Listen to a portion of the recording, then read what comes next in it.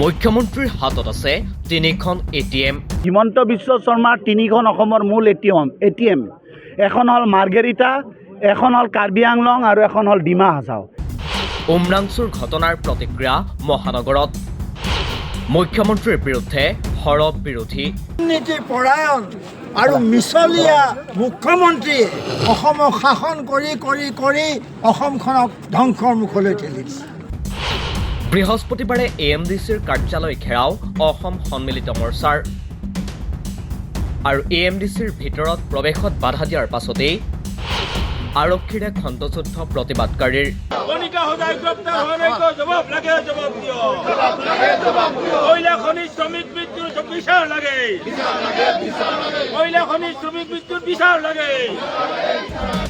কাৰ্যালয়ৰ ভিতৰত প্ৰৱেশ কৰিব নোৱাৰিলেও প্ৰৱেশ দ্বাৰৰ সন্মুখত প্ৰতিবাদী সভা বিৰোধী ঐক্যৰ। প্ৰতিবাদত অংশ লৈ অসম সন্মিলিত মৰ্চাৰ সভাপতি অজিত কুমাৰ ভূঞাৰ দাবী, অবৈধ কয়লা সিন্ডিকেটৰ টকাৰে নিৰ্বাচন খেলে বিজেপিয়ে। সেয়ে উমৰাংচুৰ ঘটনাৰ দোষীক ৰক্ষণাবেক্ষণ দিছে মুখ্যমন্ত্ৰীয়ে। আমি কণিকা হোজাই মুকলিকৈ ঘূৰি ফুৰিব পাৰিছে। এটা সামান্য কবিতা লিখি, সামান্য এটা প্ৰতিবাদ কৰি ছবি আঁকি পেলাই মানুহ ডেকা ল'ৰা জেলত সোমোৱাই ৰাখিছে এইজন হিমন্ত বিশ্ব শৰ্মাই। কিন্তু তেওঁ কণিকা আৰু গাৰ্লুচাৰ দৰে অপৰাধীক কিয় ৰক্ষণাবেক্ষণ দিছে তাৰ উত্তৰ আমাক লাগে, অন্যথা অসমৰ ৰাইজে তোমাক ক্ষমতাৰ পৰা চোঁচৰাই আনি ব্ৰহ্মপুত্ৰত দলিয়াই দিবলৈ বাধ্য হ'ব। গতিকে আজি বেছি কথা কোৱাৰ সময় নহয়। অসমত সম্পদবোৰ বাহিৰত বিক্ৰী কৰি দিছে আৰু ইয়াত যিবোৰ সম্পদ আছে তাৰ লুণ্ঠন প্ৰক্ৰিয়াৰ নেতৃত্ব লৈছে মুখ্যমন্ত্ৰী হিমন্ত বিশ্ব শৰ্মাই। তেওঁ পৰিয়ালৰ বাবে ক'ত মাটি দখল কৰা নাই, ক'ত কি তেওঁ কৰা নাই, কিমান ব্যৱসায় কৰিছে, কিমান ২ নম্বৰী পইচা ঘটিছে আৰু সেইবোৰ লৈ তেওঁ লেতেৰা ৰাজনীতি, বেয়া ৰাজনীতি, অসমৰ বাবে ক্ষতিকাৰক ৰাজনীতিত তেওঁ লিপ্ত হৈছে। প্ৰতিবাদত অংশ লৈ সন্মিলিত মৰ্চাৰ সাধাৰণ সম্পাদক লুৰিণজ্যোতি গগৈও আক্ৰমণাত্মক মুখ্যমন্ত্ৰী আৰু শাসকীয় বিজেপি চৰকাৰৰ বিৰুদ্ধে। শাসকীয় বিজেপি চৰকাৰ আৰু AMDC লিমিটেডৰ প্ৰত্যক্ষ ছত্ৰছায়াতেই উমৰাংচুসহ ৰাজ্যৰ বিভিন্ন স্থানত কয়লাৰ অবৈধ বেহা অব্যাহত থকাৰ অভিযোগ লুৰিণজ্যোতি গগৈৰ। কয়লাৰ কেলেংকাৰীৰ মূল চাবিকাঠি অসমৰ মুখ্যমন্ত্ৰীৰ হাতত আছে। সেইকাৰণে এই বিষয়টো মানুহৰ মাজত বিভ্ৰান্ত কৰিবৰ কাৰণে সদায় মিছা মিছা কথাৰ আশ্ৰয় লৈছে। কেতিয়াবা কৈছে যে কল খনন চৰকাৰী কয়লা খনিত মানুহৰ মৃত্যু হোৱা বুলি, কিন্তু চৰকাৰী কয়লাৰ খনন কেৱল মাত্ৰ 4খনে কল ফিল্ড আছে। কোনো কাৰণত উমৰাংচুত এনেকুৱা ধৰণৰ কয়লাৰ খনন চৰকাৰীভাৱে হোৱা নাই।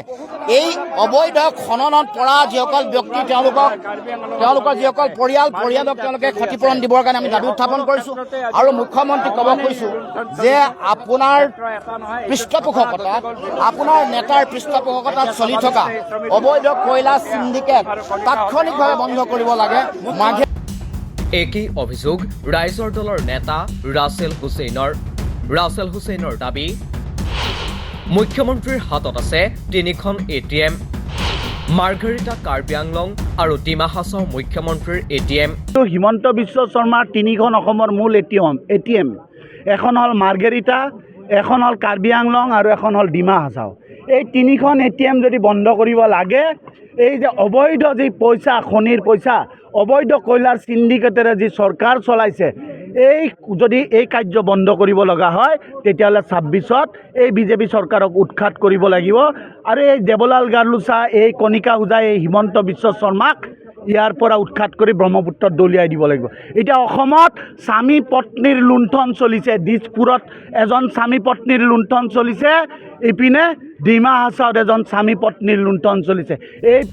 ইফালে 2 পত্নীৰ প্ৰসংগৰেও চৰম কটাক্ষ ৰাইজৰ দলৰ নেতাগৰাকীৰ। হিমন্ত বিশ্ব শৰ্মাৰ পত্নী যদি ৰাস্তাৰে যায় তেতিয়া দুইফালে ছাতিৰে ঢাকি লৈ যাব লাগিব, কাৰণ ক'ৰবাত যদি খালী মাটি দেখা পায় তেওঁক মাটিখিনি লগা হয়। সেইকাৰণে কৈছোঁ যে এই যি দুৰ্নীতি, এই যি লুণ্ঠন, এই মুকলি লুণ্ঠন আৰম্ভ হৈছে চিণ্ডিকেটৰ নামত, এই লুণ্ঠন বন্ধ কৰিবলৈ হ'লে ৰাইজে একত্ৰিত হ'ব লাগিব। আজি বিৰোধী শক্তিয়ে আজি সকলোৱে ঐক্যবদ্ধভাৱে বিহুৰ পিছদিনাখন, যোৱাকালিলৈকে ভোগালী বিহু আছিল, অসমৰ প্ৰতিখাৱন অসমৰ সন্মান ভোগালী বিহুৰ পিছদিনাখন এতিয়াও বিহু শেষ হোৱা নাই গ্ৰাম্য অঞ্চলত কিন্তু সকলো ৰাইজ আহি আজি উপস্থিত হৈছে কাৰণ ৰাইজ বিতুষ্ট হৈছে এই একে সময়ত বৃহস্পতিবাৰৰ প্ৰতিবাদত অংশ লৈ বিধায়ক মনোৰঞ্জন তালুকদাৰৰ অভিযোগ বেছি আজি কয়লাৰ কেলেংকাৰী কয়লা খননৰ দুষ্কাৰ্য চলি আছে কাৰ্বি আংলঙত তাতকৈ বেছি চলি আছে মাৰ্ঘেৰিটাত 4টা চৰকাৰী তাতে অনুমতিপ্ৰাপ্ত খননৰ স্থল আছে যদিও আজি বিভিন্নভাৱে ৰেড হোল মাইনিঙৰ ব্যৱস্থাটো মাৰ্ঘেৰিটাত চলিছে কাৰ্বি আংলঙত চলিছে ডিমা হাছাও জিলাত চলিছে আৰু এই সমস্ত দুষ্কাৰ্যৰ একজনেই নায়ক এই নায়কজন হৈছে অসমৰ মুখ্যমন্ত্ৰী হিমন্ত বিশ্ব শৰ্মা আৰু অসমৰ মুখ্যমন্ত্ৰী হেমন্ত বিশ্ব শৰ্মাই আজি ডিমা হাছাওৰ পৰা কাৰ্বি আংলঙৰ পৰা মাৰ্ঘেৰিটাৰ পৰা শ কোটি টকা প্ৰতিদিন তেওঁ সংগ্ৰহ কৰে তেওঁৰ পুঁজিলৈকে আহে বিৰোধী ঐক্য অসম সন্মিলিত মৰ্চাৰ প্ৰতিবাদত অংশ লয় অল পাৰ্টি হিলছ লিডাৰ কনফাৰেন্সৰ নেতৃত্বই APHLCৰ দাবী এতিয়াও কাৰ্বি আংলঙত চলি আছে অবৈধ কয়লাৰ মুকলি খনন এইটো কয়লা চেণ্ডিকেট মানে ইলিগেল মাইনিং যিটো হৈ আছে এইটো বহুত দিন পৰা কাৰ্বি আংলঙত হৈ আছে এতিয়া ডিমা হাছাও যোনটো ইছ্যু ওলাইখিনিয়ে কাৰ্বি আংলঙকে অকণমান ভয় আছে কিছুমান কয়লা বহুত ষ্টকে ৰাখিছে এতিয়া ছাপ্লাই কৰিবই নোৱাৰিলে এইবিলাক নিউজ ওলাৰ কাৰণে